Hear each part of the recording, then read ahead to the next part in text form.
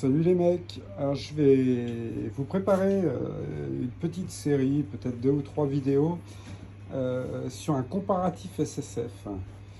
Donc on voit de plus en plus sur le groupe SSF, le groupe américain SSF, arriver un nouveau système de SSF, enfin nouveau, c'est pas tout à fait nouveau, mais c'est de plus en plus répandu, apparemment ça va mieux.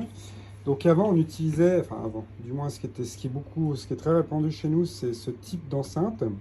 Des enceintes exciteurs basse shaker de 100 watts, alimentées par deux amplis 2 fois 160 watts, qui eux-mêmes sont alimentés par une alimentation 36. C'est un super rendu, ça marche très bien. Vous verrez, j'ai fait des vidéos, je vais faire d'autres vidéos de tests et tout.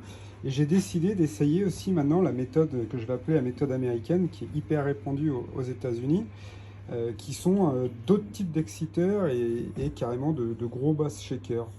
Ici, on va travailler sur des fréquences qui sont sur ce type d'exciteur. On va être entre 20 et 55 Hz, si je ne dis pas de bêtises. Donc c'est vraiment de la basse. Et tandis que là, on va travailler avec ce type d'exciteur, qui sont des exciteurs de 50 watts, avec des plages variant de 40 à 15 000 Hz. Donc du coup, on va avoir un peu plus d'aigus. Ça devrait normalement mieux reproduire, je sais pas, j'ai pas encore testé, normalement mieux reproduire le son de la bille, les sons mécaniques, et couplé avec ces 4 exciteurs. Donc on va mettre des amplis 2.1, parce que là c'était des deux sorties, mais là on va être sur des 2.1. Du coup on va mettre sur une sortie subwoofer ce type de bass shaker qui eux sont vraiment faits pour fonctionner uniquement pour faire des basses. Donc ça va être pour l'arrière, et puis ça va être pour l'avant. Je vais en mettre deux comme ça, qui vont être mis à l'intérieur ici en fait. Pour pareil, ce sont des bass shakers avec des fréquences très basses.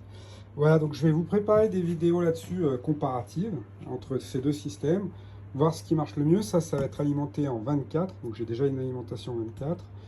Euh, voilà. Voilà, donc ça va arriver peut-être demain, après-demain, je sais pas, le temps que je puisse comparer tout ça et vous dire mon ressenti. Alors le prix n'est pas tout à fait le même, hein, ça c'est sûr. Là on va être avec le câblage et tout dans les 200 € à peu près. J'ai une alimentation qui est conséquente. Tandis que là on va tout de suite être dans les 300. C'est sûr que c'est un peu plus cher, à voir si le rendu, si le jeu en vaut la chandelle. Je vous dirai ça, salut les gars.